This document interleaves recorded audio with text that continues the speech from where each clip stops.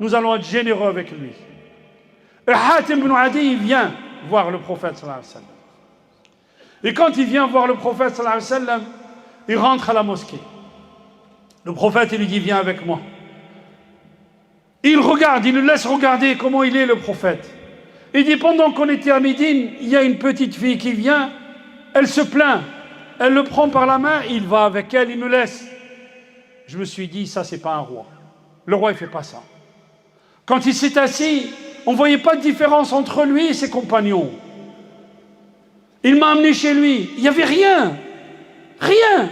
Il y avait un coussin dans lequel il y avait al-yaf, les feuilles de palmier, dans un djil, dans un pot en cuir. Il lui jette à Hatim, il dit, assis-toi là-dessus. Il dit, non, non, non, assis-toi toi. Non, non, Rasul dit, assis-toi dessus. Il dit, ya Hatim, quelqu'un de si intelligent comme toi, pourquoi tu ne reconnais pas l'islam? Le gars, il se tait. Il dit, alasta ala al-rukusiyya. Tu n'es pas sur une religion entre le christianisme et le sabéen, entre les chrétiens et les sabéens. قال والله, personne ne savait que j'étais à la rukusiyya. Personne, même ma femme, mes enfants. Je me suis dit, comment il sait ça?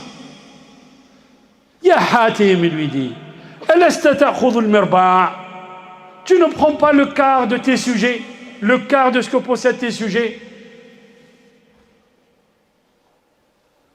Et effectivement, je prenais le quart. Alaysa hadha haramun indakum?